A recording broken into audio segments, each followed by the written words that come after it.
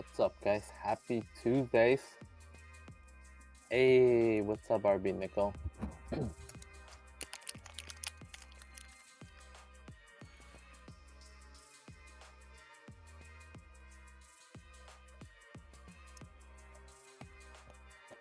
What's up, Heavies? How you doing? Market was great today.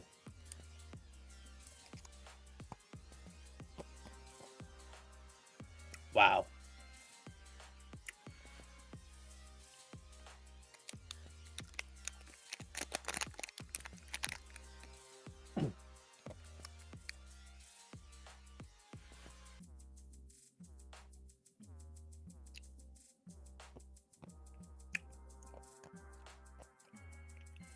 Holy smokes. PayPal moved almost $10 today.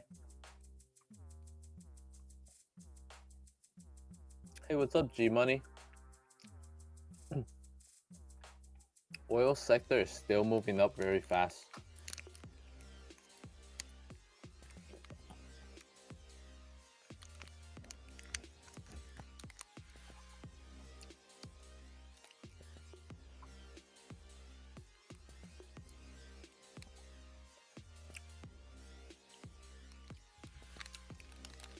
Market looks like it's starting to turn around and come back.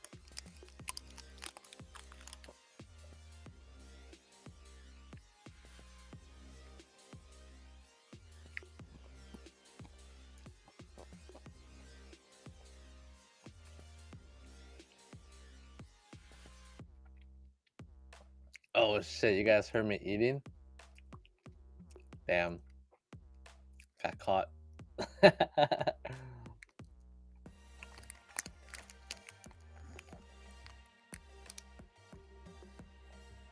Damn, I was trying to be quiet about it too.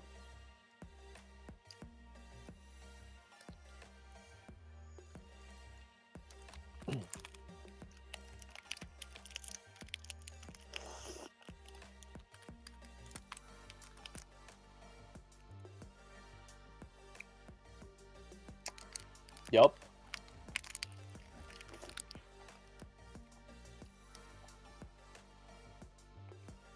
I wonder what they're gonna say tomorrow.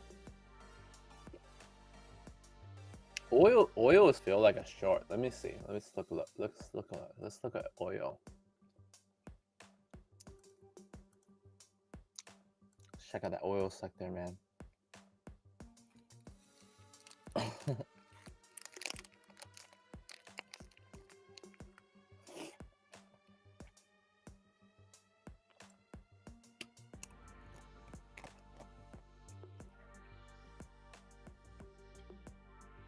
Wow.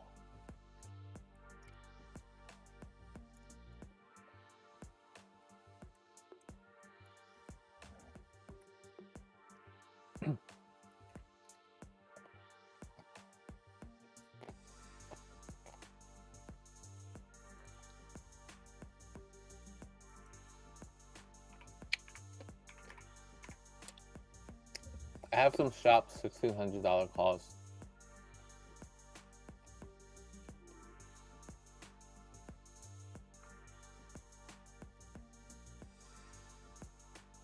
Had a small move today. It's okay. But look at oil, man. If this trend line continues to stay intact, that means we could potentially see oil at 85 plus.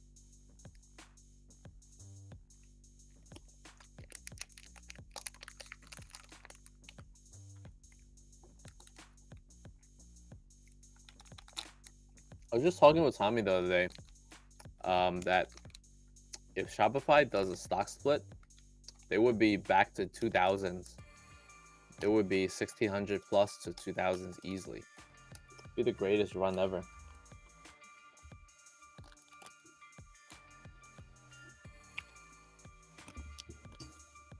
You know what would be better than a Shopify stock split?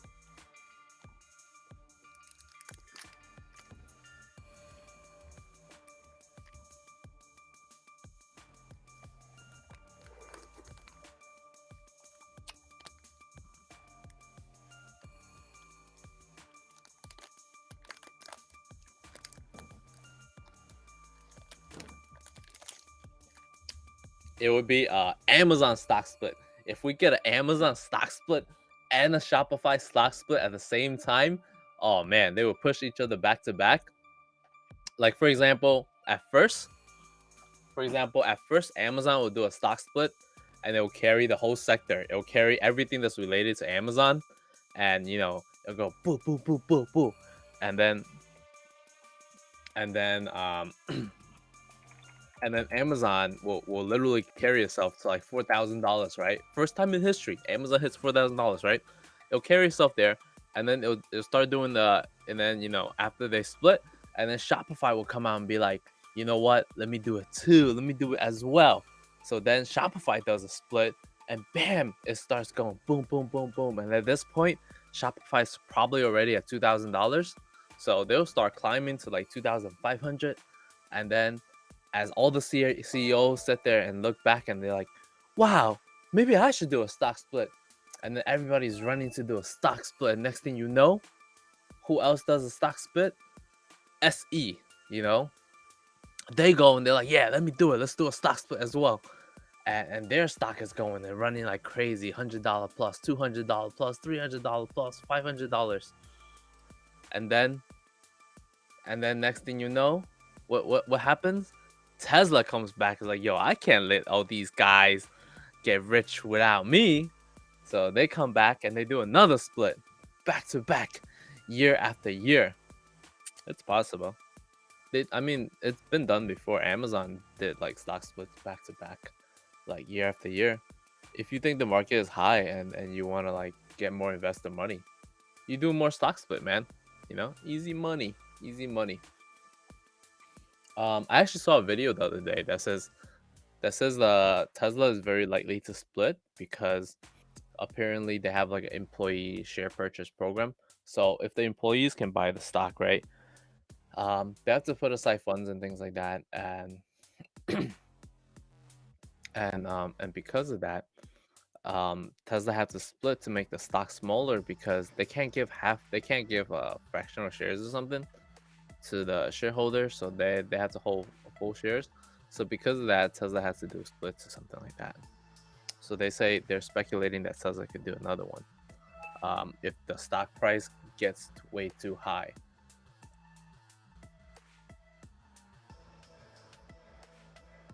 But Amazon having a nice move today.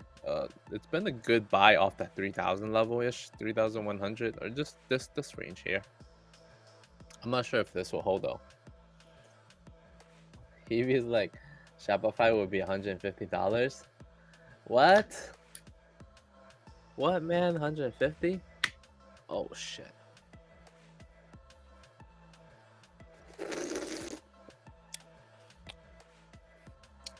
$150, that's crazy. All right, let's check out some earnings from this morning, because I don't think we have anything after hours today. We'll see some big hitters tomorrow. Tomorrow morning we have Jefferies, which is like a financial company, and SHAW Shaw. And then after hours we have Vault, which is I think is a LiDAR company or battery charging. One or the other. It's either LiDAR or battery charging. Maybe battery charging because it's called Vault. And then we have KB Homes as well. What's E2 Open? I think it's like a gaming company, maybe. And then Thursday morning, we got the big boys. We got Delta. We got TSMC, Taiwan Semiconductor. And then Thursday after hours, we got some random bank. And Friday, we got JP Morgan and Chase, Citibank, BlackRock, Wells Fargo, and First Republic Bank. I feel like we should set up a play for Citibank, man. But we need to get out of KB Home first. We need to free some capitals. So hopefully tomorrow morning we have an opportunity to get out of KB Home, free some capital, and then we'll set up that play for Friday for Citibank, hopefully. I need to switch to Shaw for my internet. I don't know if this is the same Shaw. I feel like this might be like the floor covering company or something. Who knows? Who knows, man? I have no clue. But let's check out this morning's earnings. I think we also have a lot of preliminary things that got released this morning as well. So might have some interesting stuff there, might not.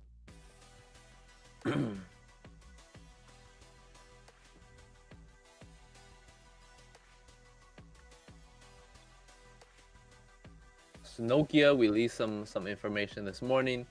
They said they expect to exceed 2021 financial guidance. They see 2021 comparable operating margins of 12.4% to 12.6% versus prior guidance of 10 to 12%.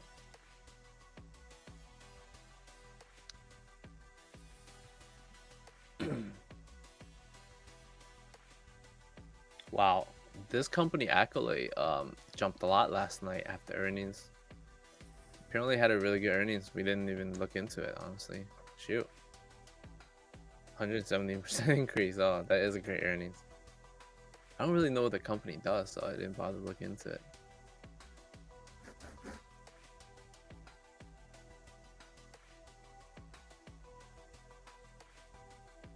I still don't know. It's just some random company.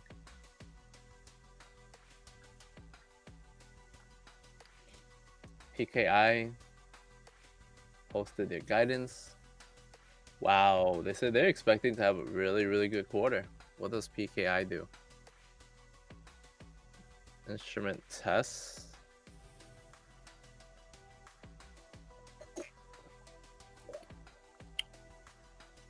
Maybe they test for COVID too.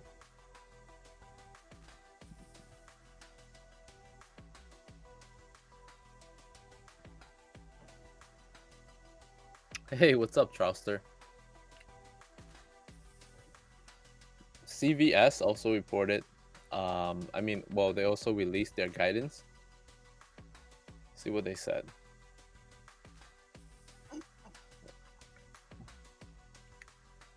So CVS to raise full year 21 earnings per share guidance from $8 plus to $8.33 versus $8.03. So that's a huge increase in guidance. Did they pump today? They actually didn't even pump today. That was a really strong increase in guidance.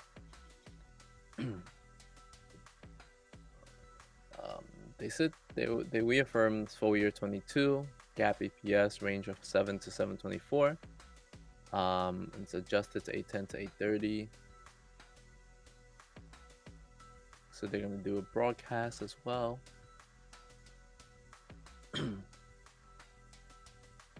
January 11th. Yeah, I'm surprised they didn't move any further. So that was a pretty interesting move. Interesting news there. That means the earnings coming up, they might have a good beat as well. I guess then again, the stock is also at all-time highs. It's been having really nice runs.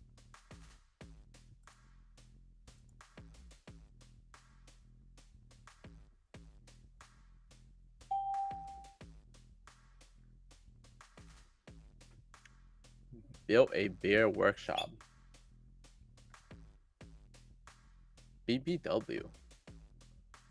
They raised their guidance 390 million to 400 million to 408 to 412.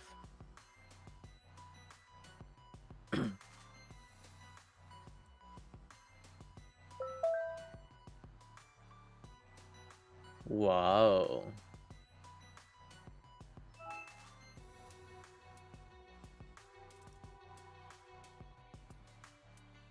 Very interesting. Very interesting.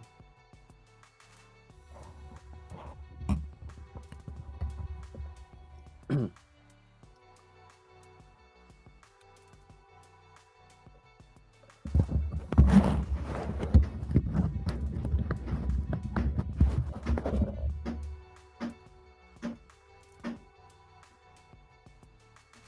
you think the market is starting to feel more bullish after today? I felt like it was a decent day for the bulls.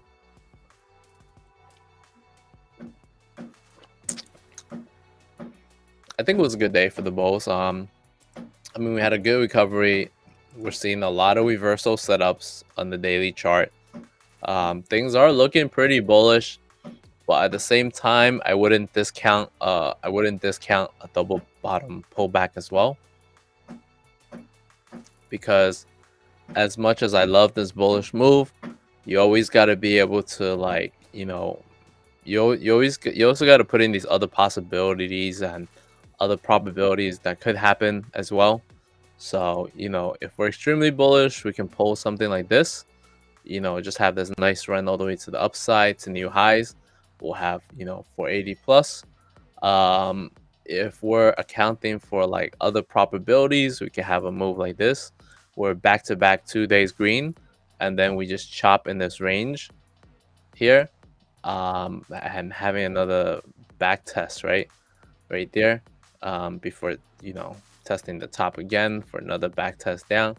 So this could be a long term, like, or maybe like a weekly, double bottom setup. If you look at this on a longer time frame, maybe like a double bottom setup like that.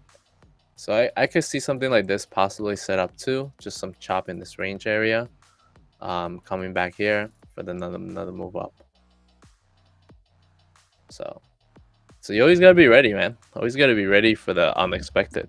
So I'm not saying to short. I'm just saying, like, if you got in yesterday at the bottom, be ready to take some profit. Take some profit.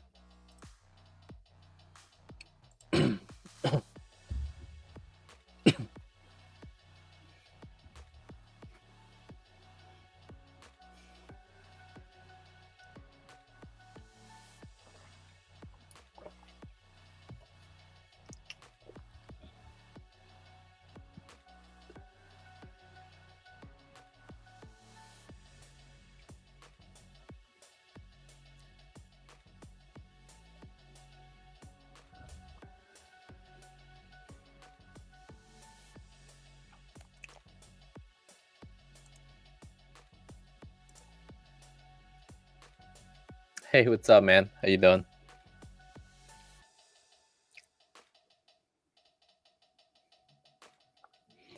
Albertson Company's Q3 earnings per share.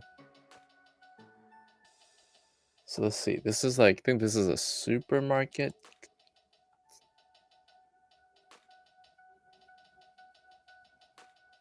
This is like a supermarket company with groceries and stuff. So my means are like Pathmark and Stop and Shop. I don't have this in my area though, so not that familiar with them. Looks like they came down a little bit.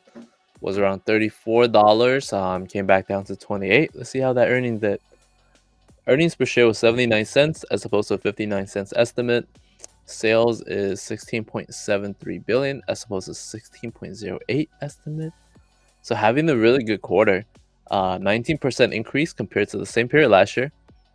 And I see about 8% increase in sales compared to last year.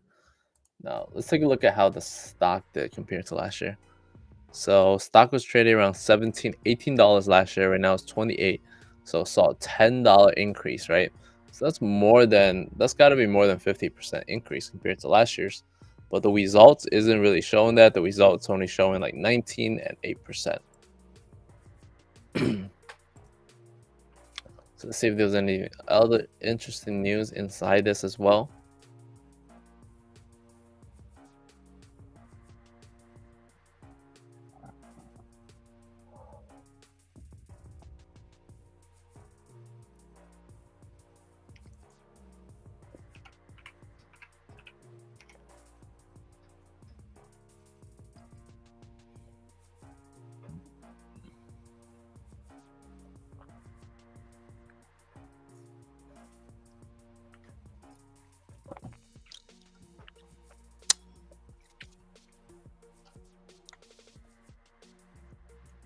So they posted the outlook as well.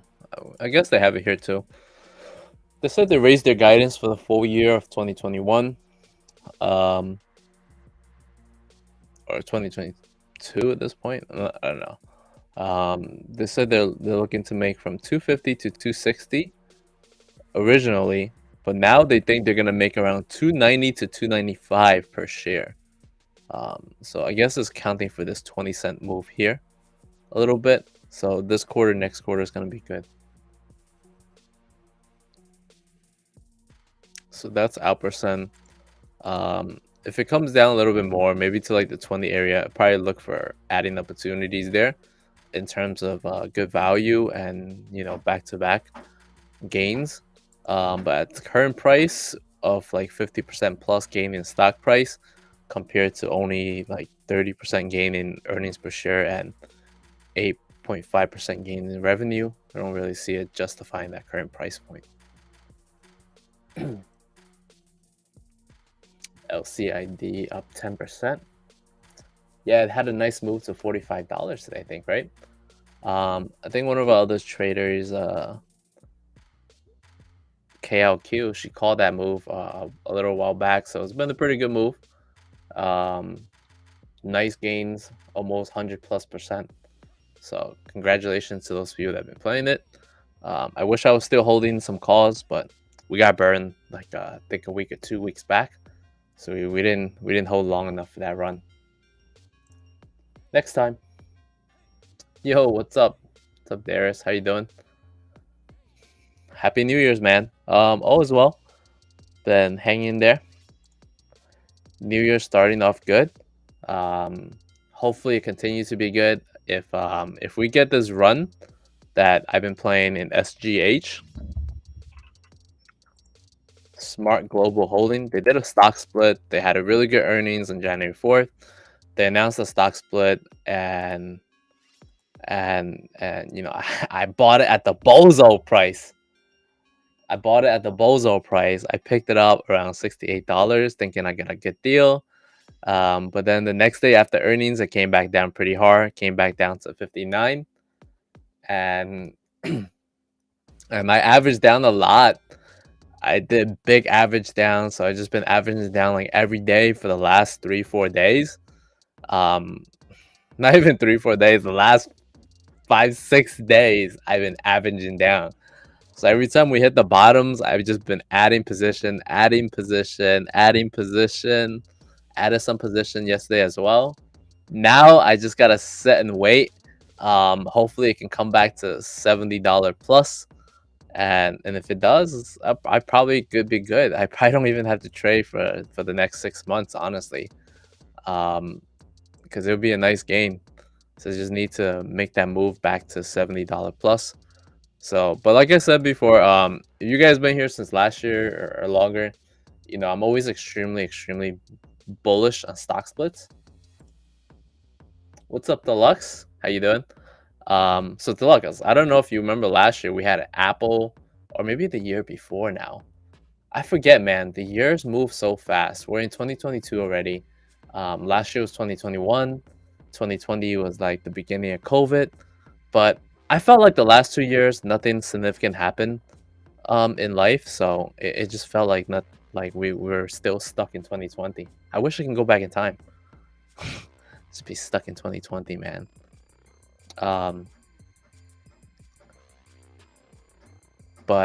You know, stock splits are generally very bullish. They had 7 consecutive quarters of year-over-year revenue growth, and it announced a 2-for-1 stock split. So for every share you're holding, you get 2 shares. And people love that sometimes because they could sell covered calls and stuff on it.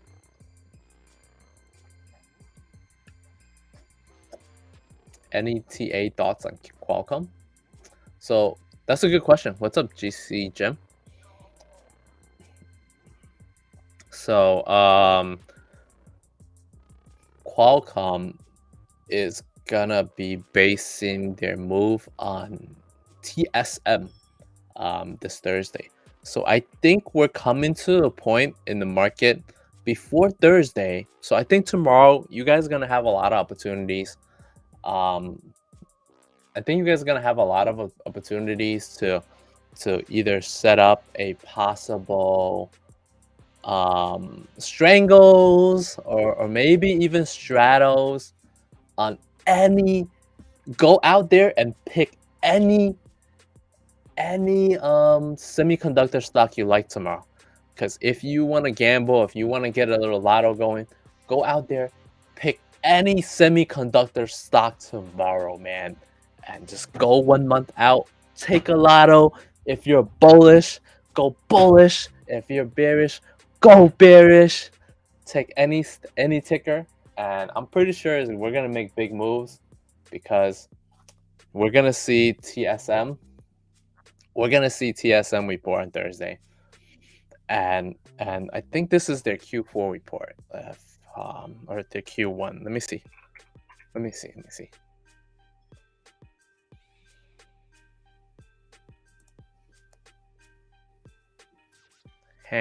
Yeah, this is gonna be their Q4 report, right? So this is gonna be their Q4 report.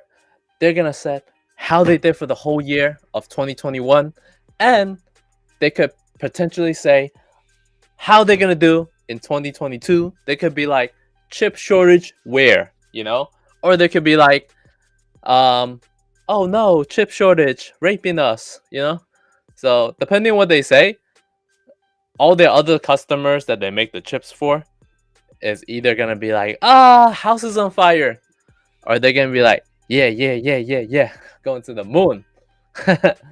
So we have things like AMD that's correlated with TSM. So you see AMD on the daily chart, hitting that MOB line, and if we bounce, oh baby, you bet we're going to like 160s, right? If the market is making all-time highs, I highly doubt AMD will be left behind. Qualcomm. The setup is not as sexy as AMD because AMD is at like the yellow line, so the MOB line. Qualcomm is like already at the top range, so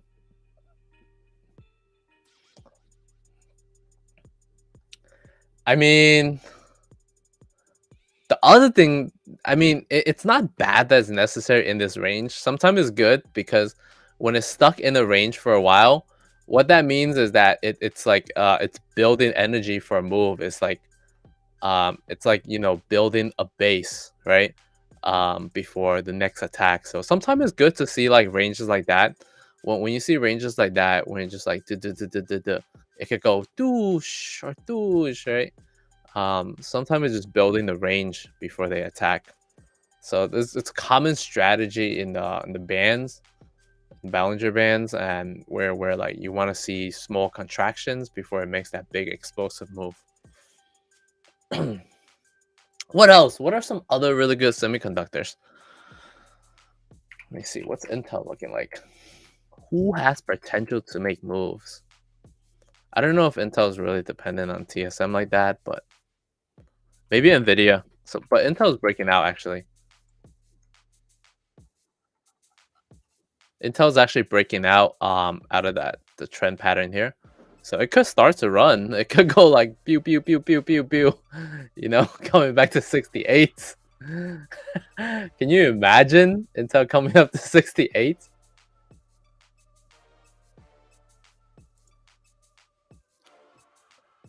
What is this? What did my boy Heavy post? Whoa, there's a stock split calendar? Where was this all my life? Oh boy. Oh boy. Yo, dude, I legit never knew about this. I can't believe it, man. What a bozo. What am I doing with my life? How can I not know about this? This is crazy. But the only stock split that's really bullish is just is the company stock splits. Some of these that are like pro shares, these are just ETFs. These splits have no bullish momentum behind it because they just naturally have to split due to the price situation. They either need to be lower or like they need to be like higher.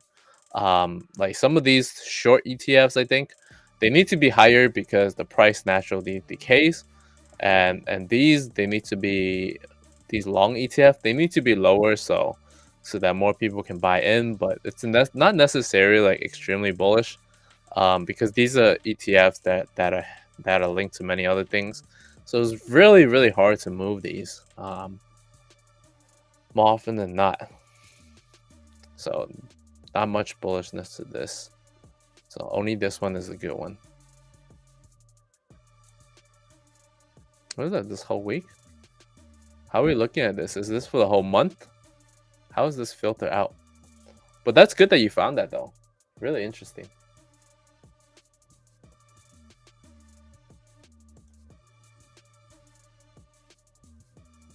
What's up, CG?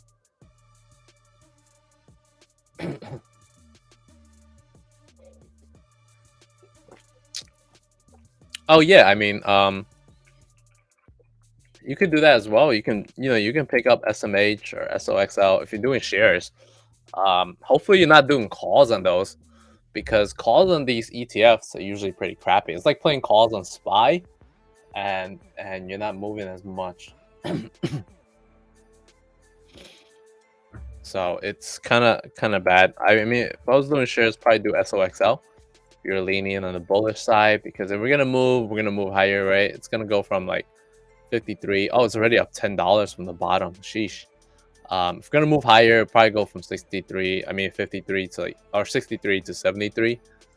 If we're thinking the semiconductors, just think of the big ones like Nvidia, right? Nvidia, kind of like AMD, coming back to the MOB line at 257. It's really touched that line. So like you have over here where last time it touched that line, kind of like that. Big move up. Same thing over here where it almost touched the line, that range after a strong move. It moved up, right? So it depends, you never know what's going on.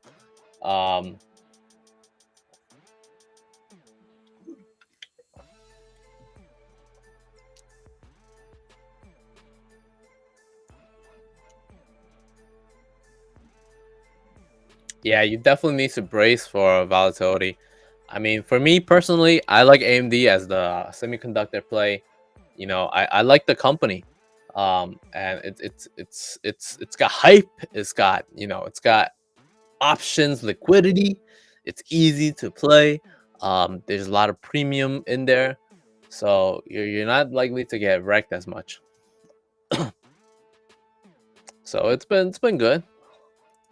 But if you got big money, big boy money, and you want to gamble hardcore, you can also play Nvidia as well.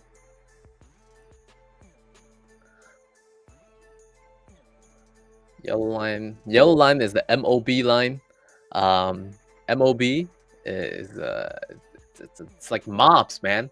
When it hits that line, that's like the mob defense. You're either hitting a bunch of people holding that defense, or you're gonna, you know, or get rejected by a bunch of people. It's like the wall, bro. MOB line is like the wall. You run into the wall, you're either gonna break the wall because you're so strong, or you're gonna bounce off that wall. MOB.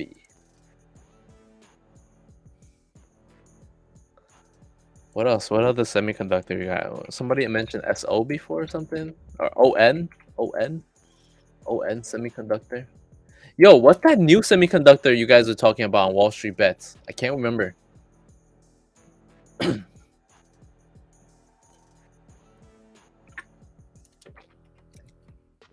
It's like $11 or something, or $16. There's been a lot of talk about it lately.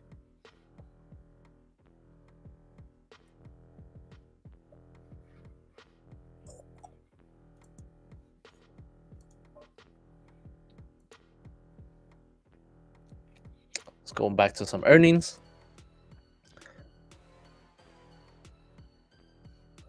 Pow pow pow. Pow pow pow says 2022 is still gonna be a good year.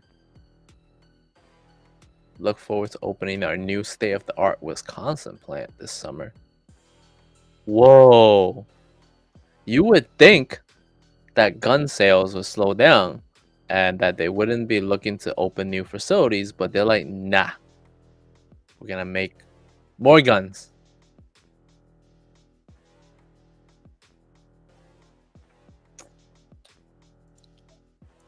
So this company's been getting beat up a little bit, coming back down a lot, but they've been having really good sales.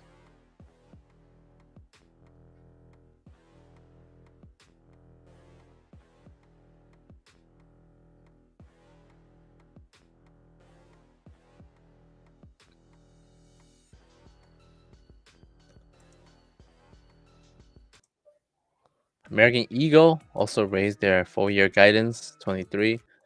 Sales expected to be at 5.8 billion as opposed to 5.45. So wow, they said they're having some really great quarter, making a buttload of money, seeing huge recovery. Pre-COVID, the company was down to $18. After COVID, the company was down to $7. Now was at $23, coming back to all-time highs of 29 almost, or even went as high as $40 at some point. Jesus. Is American Eagle still as popular as it was back in like 2000 and like 18 or 2013? Are they getting back to popular again? Is it like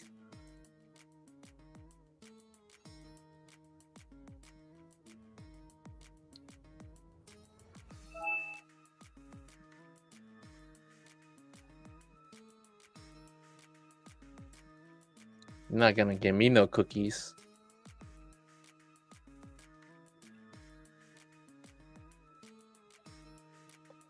Wow, American Eagle kind of reminds me of back in the days. When you go to like I think Urban Outfitters website. Was it Urban Outfitters? Um, there's some company that like they would have like hipster people on there. It's like a hipster brand, and then sometimes you have girls with like in just bras. Ha ha ha.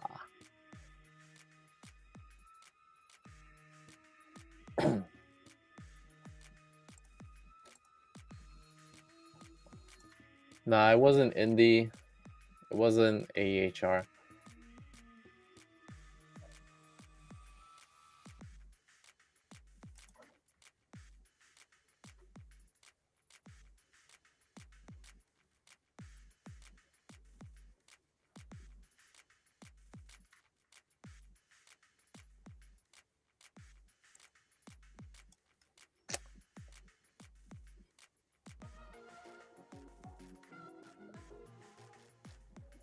I'm not sure if it's the 200. It's definitely not 200 for me.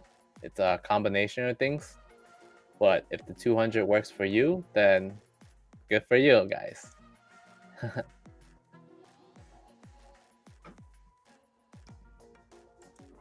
That makes sense.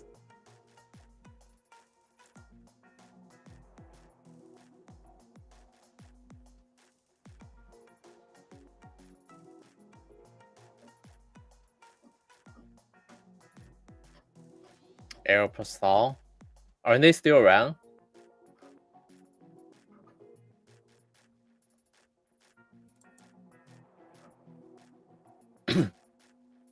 Beyond New Hope?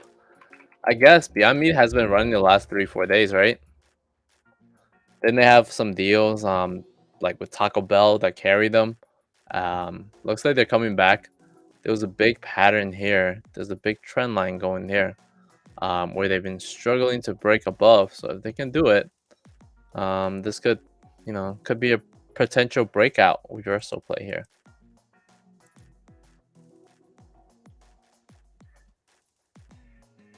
So this is on the weekly chart. It looks like it could potentially be a weekly reversal.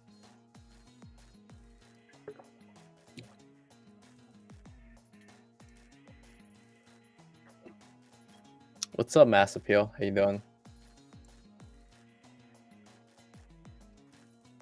Oh, really? That's interesting. I thought they I thought they died a few years ago, but it looks like they came back. Could probably take a look at Tesla. Wow, look at this Beyond Meat chart on the weekly.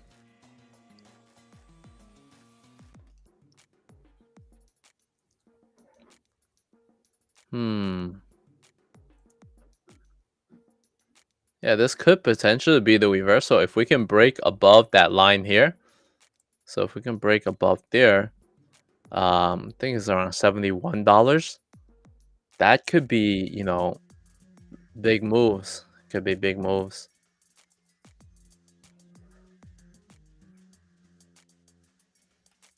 So daily is still chopping a little bit, right?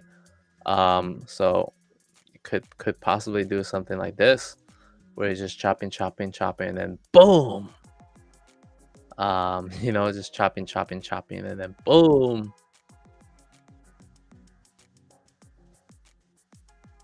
Probably a good area to take some like long term like call positions or something.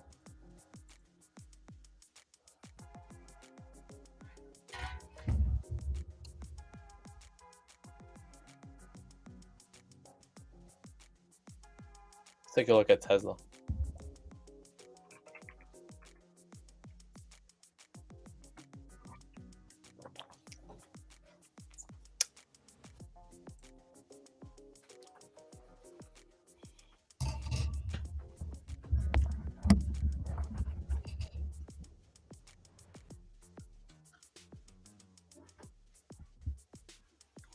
Tesla chart's getting a little busy, drawing too much stuff on it.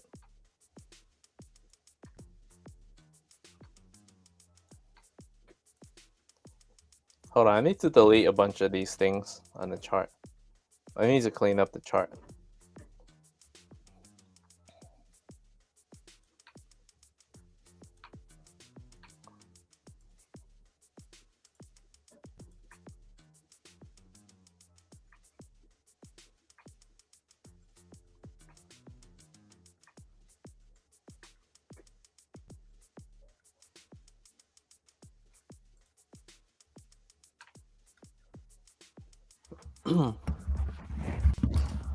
So Tesla chart has been pretty flat the last few days. Take a look at the 48-minute.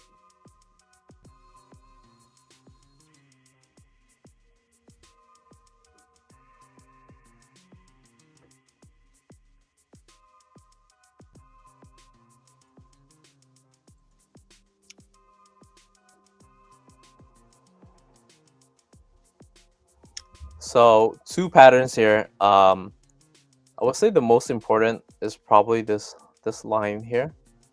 I'm gonna make this line red so it can be ugly. I'm gonna make it like magenta. So I make that red line kind of red and ugly in a way, so we know that's kind of like almost like essential magnet, because you can see how it magnetizes these areas here. It's a good magnet over there and here, and also kind of here as well. Then we broke up above, came back down to this magnet area again. So now we're kind of in that same area. Typically when it breaks above, we're pretty bullish. We back test it. We were supposed to hold this ground here, but it didn't held. So we came back above again. I think as long as we're above this line, we should be able to maintain bullishness. So possibly a move back here to 1030s. And if 1030 area is okay, we could potentially come back to 1200s. But Tesla is so erratic, man. It's like a crackhead. Tesla is like a crackhead, like it's like Kramer from Seinfeld. That's what Tesla is, man. Tesla is like Kramer from Seinfeld. It's like a crackhead. How can you predict the move of a crackhead? You never know when he's just gonna go boom, just bursts through the door. Like out of nowhere, you could be eating a sandwich, you could be sitting on the couch, you could be making love, bro, just booms right through the door. That's Tesla. So you can have all these support lines, these resistance, and it looked like it can hold them or it can eject them. But sometimes it just does whatever it wants. So I mean, so take it lightly of what I'm telling you. I think the best way to play Tesla, um, in my in my perspective, is to have these crazy targets. So like for example, before Tesla made this big move up, right? I had that target there for this range to play, looking at the $1,200 range. So if you think, if we think it's gonna come back down, right? Then our range is like around 930s, 940s. So just kind of be mindful of that range. And if you're gonna play, only look for the big moves, right? Taking lottos at these ranges of like 900s or whatever over here, 950s. So that's what I think of Tesla. It's either gonna come back to 1200 in a week or two, or come back down to this range over here. Hope that helps, man.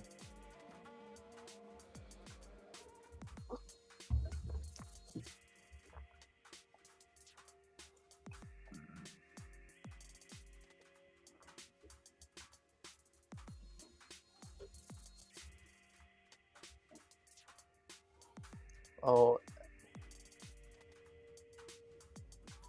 Monster got the doji today on the 1 day in your swing system, and the signal on the 1 day, not 4 hours.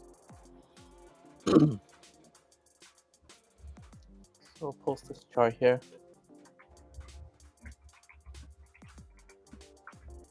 Oh yeah, MicroStrategy. I'm sorry, MSTR. Ever tell you how this company is trash?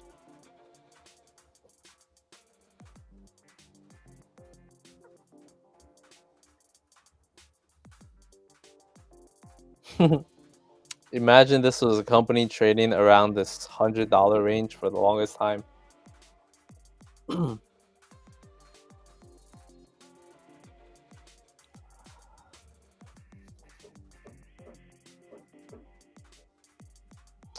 I mean, on the system, based on our string system and our courses and stuff, this is the perfect setup. You got the reversal pattern on the half-day chart over there. Got the money signal, the buy signal over here. So that's a good area to go long. And that signal printed on the doji too. So that signal didn't even print after. That signal printed way early. What was that, yesterday? What the hell? Why did that signal print so early? Must have been some flow. Was there any flow? Did some ape buy a bunch of calls? Whoa, what the hell? There's been a lot of flow.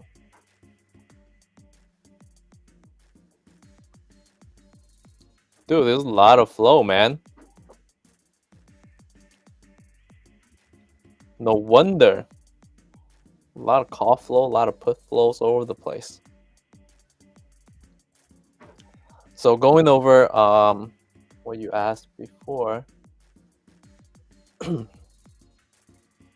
So it was getting very oversold, or getting close to being oversold on the daily. So you could start watching it, look for it on the intraday.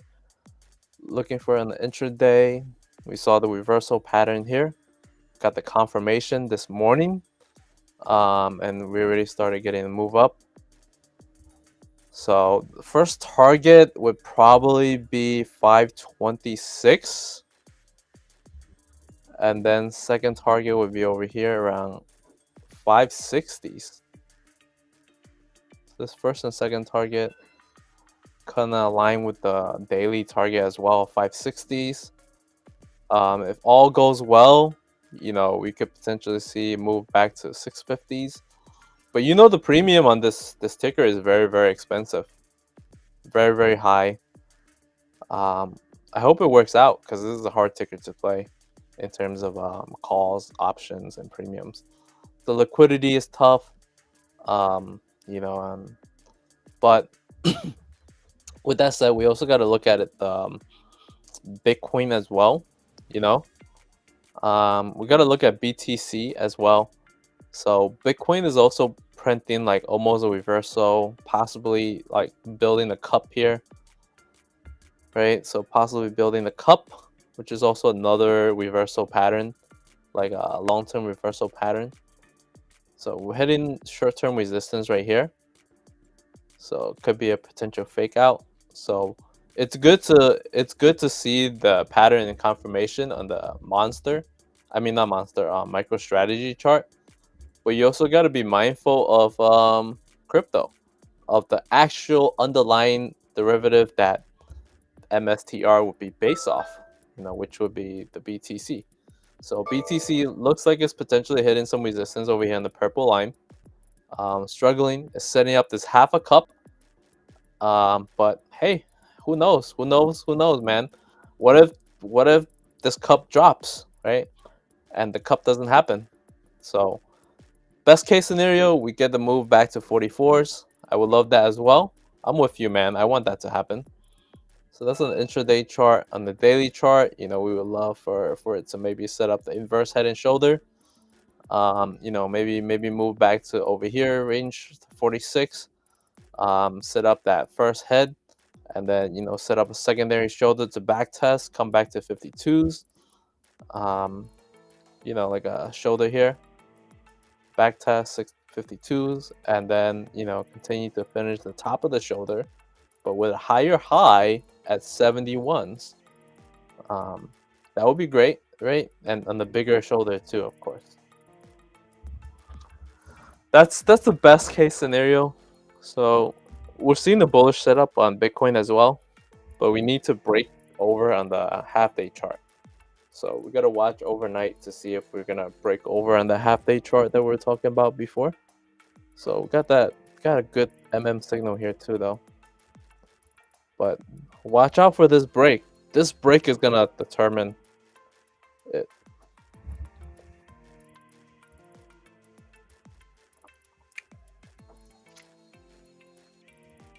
Did you already take the position, Ali?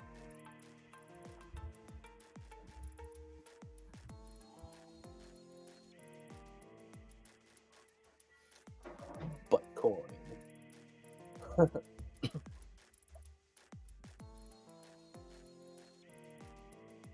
That's true, man. That's true.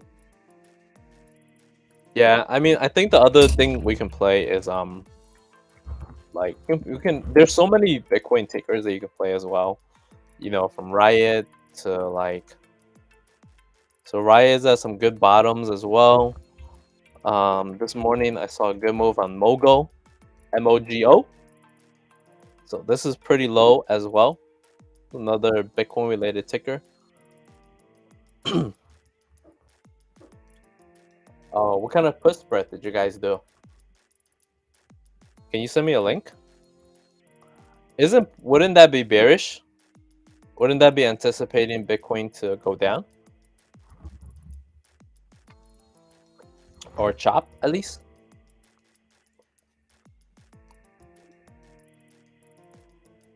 Oh.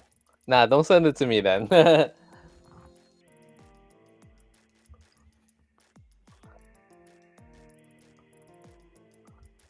Mogo is killing you? You must have Mogo at some crazy high prices, huh?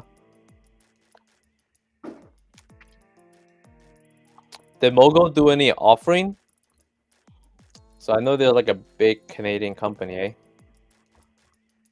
They must have done some offering for them to come down this far. Oh, 450s? You'd be okay. Chances are it'll probably come back to 450s. Unless crypto dies, obviously. But as long as crypto and Bitcoin's alive, it'll probably come back to that 450 range. You could easily get out break even. I don't see why not.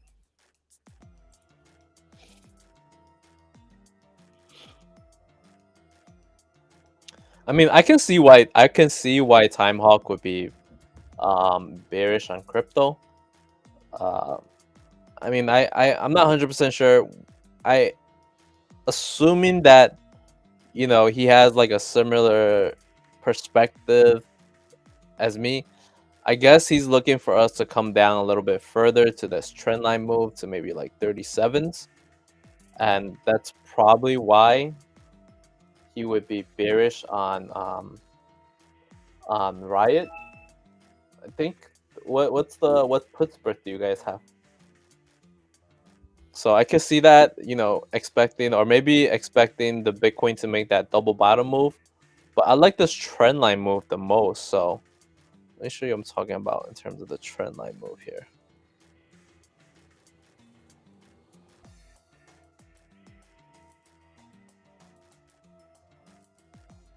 Whoa.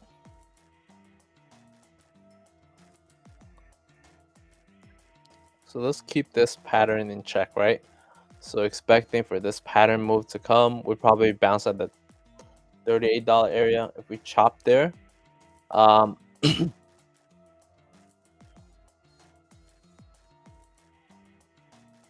it's down 30%, $17 puts. Oh, this is bearish. This is like, so this is like expecting it to stay bullish this week, to psych or just stay above 17 this week to psych everybody out, and then just dies anywhere from now to February 4th. Oh, that's big bearish. I think that's the big bearish. Is this strictly based on... Oh, maybe he's not even... Maybe he's just strictly based on the Riot chart. I'm not sure. So if Bitcoin dies, but I think all the crypto ticker is gonna base on Bitcoin. I think that's where the main thing is gonna be. So if Bitcoin dies, I could see it potentially come back to 30,000. Like I said this before, like I'm not buying until we hit 30,000. I'm not buying. I'm not gonna FOMO back in again into my crypto portfolio. I'm lucky to be where it is at today. I don't want to be blowing any more money. But I think if Bitcoin dies to the 30,000 level, I don't think Riot would be at $17 though. So let me see. So this chart is a little bit different because Riot did a lot of offerings. So if it dies, I would probably say, oh, it's got a big support here, man. If Riot dies, I don't think the $16, $17 level will hold. I think if we die, it'll probably come back to this $11 levels. Because we have to account for the share offering. So all these levels are pretty it's pretty useless. So I would probably just expect it to flop through some big levels.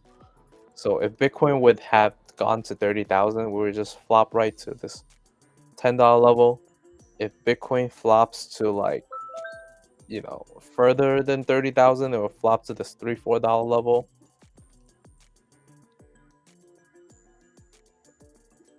I can see why he wants this area though. We'll go back to Mogo.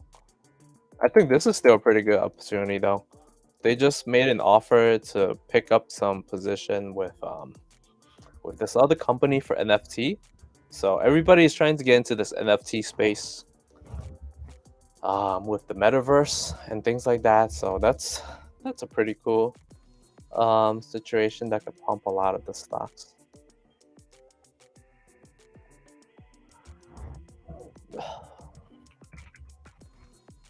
I think another big one is coin. This is probably a good area to go long. Oh, dude, you know how you wanted to go long on MicroStrategy? Forget it, man. Forget it. Go long on Coinbase. This is the one. I'll tell you why too. Just because Coinbase, the liquidity is amazing, dude. The liquidity is amazing. And I mean, look at this support level right here. Look at this support level, baby. Oh my gosh. Right? I mean, damn. Look at this support level. This is like looking at a girl in bikinis, man.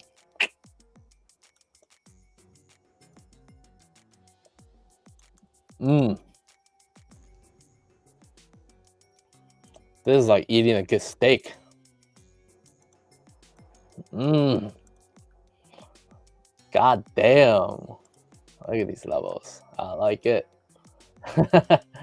So I mean, we also finished the head and shoulder too. So a little bit head and shoulder here. The bottom of the shoulder is usually always a good area to look for a dead cat bounce. A steak, eating a steak while watching a bikini contest. That's where we're at right now. That's the move. Eating a good tomahawk steak. Oh my gosh. Is this move gonna happen?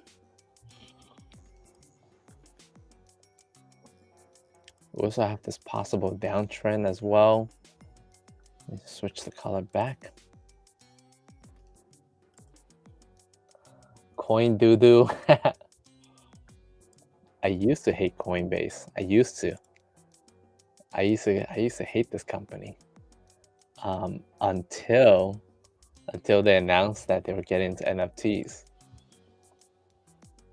Coinbase has earnings on the 10th.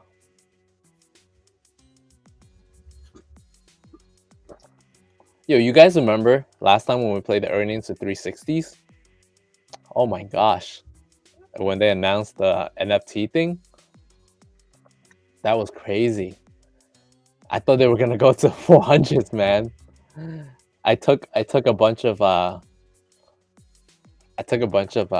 to 360s last time. I don't know if you guys I don't know how many of you guys were with us on that. So we hit it. I ended up holding the other half. I thought we were gonna hit to 400s, but goddamn, that didn't happen. Let's set up a play for this. I like this. So far we have this range here to do. So if we move up, I think we could potentially hit this range around 260s. How or when we hit 260s, that's the real question. So we have earnings on February 10th.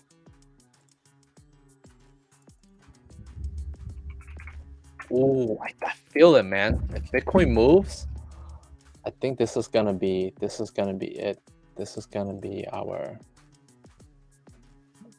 big money. 260s.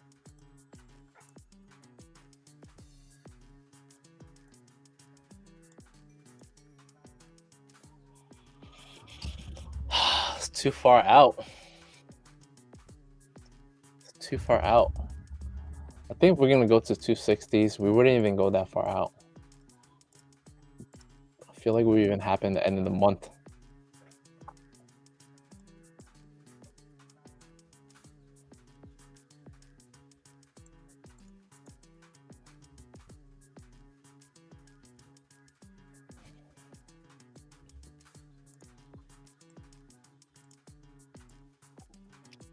Let me look at this. Let me reassess. Let me think.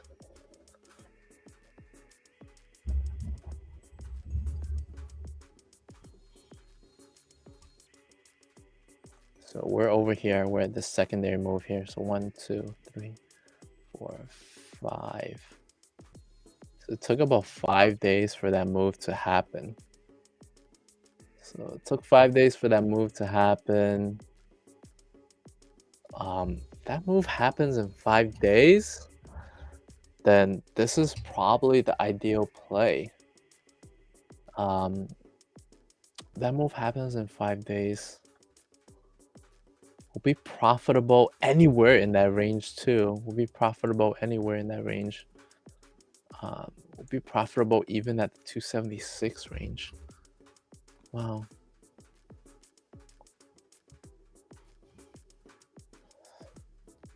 Holy smokes. Looking at 200 to 300%.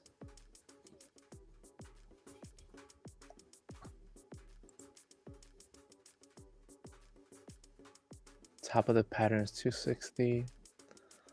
The bottom of the area is 250s.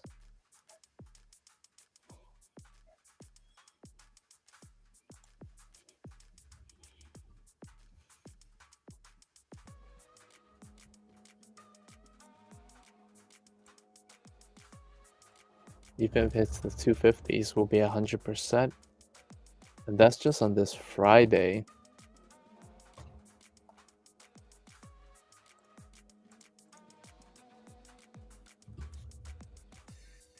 If it happens by next Friday, this is the other play.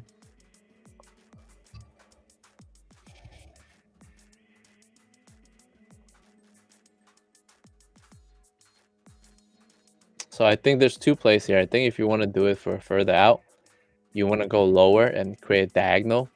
If you want to go shorter for next Friday, you would do this and look for that move around here. Look for that move. That would take you, from $170 to $170 to $700 almost by Friday if we get a move to 260s. Now, if we don't get a move to 260 by Friday, we'll have till next week for that move to happen. I mean, yeah, you can also do a diagonal to 257 as well to look for more opportunities too. Even 255. So it's a reasonable risk and reward. I think. I mean, depends if this Friday, if this leg expires worthless, the next week you can also, you can try to sell. You can either roll it out further, or sell another leg against it, possibly.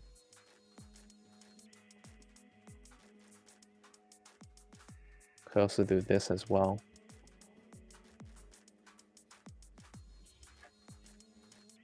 Depending on when it happens.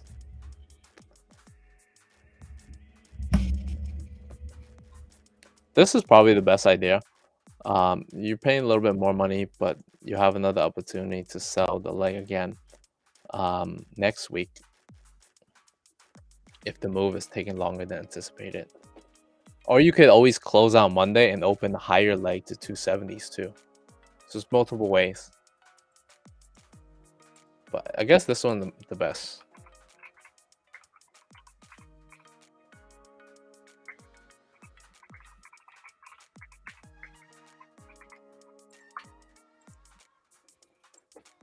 That's a good play. We'll talk a little bit more about it later. QZ says, I'm thinking about opening 100 shares in Adobe and strangling it. What do you think? How you plan to strangle it?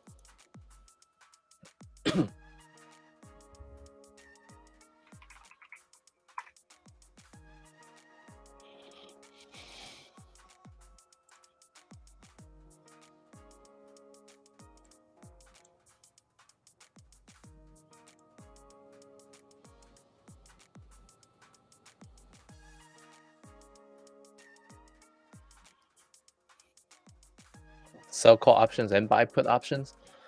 I don't think you need to do that. I mean, that is there's actually a strategy for that. That's I think that's called like a put caller or something.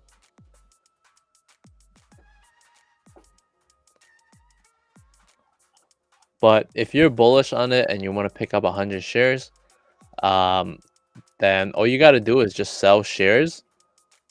If so, this is another thing that I do, and it kind of locks in a huge revenue. So what you could do is, let's say you're bullish on the stock fundamentally, but you anticipate like a bigger crash in the market at some point or another, right? So for example, I did this with one of my other favorite tickers that I like holding for long term. So that was Zendesk, and last year when we had this huge run up to like 160s, I end up selling it around 140s, I think, somewhere around here. So I end up selling call options when it was like $140. And what I did was I sold the call options at the tops here. So kind of like over here, end up selling like 90 something dollars call options. So $95 plus call options. And I just sold it 1 year out. Right? Now, when you do that, sometimes you can get assignments they could take it away from you. But if they don't take it away from you, then you're protected for the whole year, and you get the time premium on it for a year as well, right? So when it was like $140, I ended up selling $95. I ended up selling $95 call strike against my position, and my cost average was like super low. My cost average was like in the low, like the mid 60s or whatever, and I like the company. I thought it was going to be good long term, but I expected a pullback in the market at some point or another, and which we eventually kind of got here, right? So they were actually 121. So now I'm going to have another chance, either, buy it back next to worthless, or roll it out till 2023. at the next support level, which I think could be potentially like maybe 86, you know. Or I could wait for the bounce and then just do it again.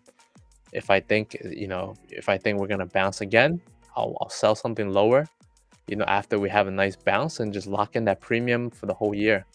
So instead of buying the put option, which is what you're gonna try to do, sell call option and buy a put option, you can just strangle it like that. You can strangle it by selling a way under the money call option,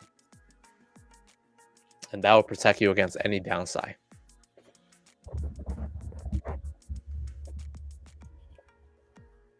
But that's pretty much it. I'm gonna end the stream here. We'll be back here tomorrow around 4 p.m. To look at more earnings. Check out KB Homes. If you guys are in the earnings challenge, don't forget to look for opportunity to take profit at 100% tomorrow. If this continues to stay above $42 or $43, and we'll see what we do with Delta and TSMC tomorrow. Maybe we'll close them if we have a nice run up before market close. Otherwise, we'll hold and we'll gamble through earnings, and we'll see if they make or break our accounts, man. Good luck. Thanks for hanging out and stopping by, and sharing ideas. I appreciate you guys. Have a good night.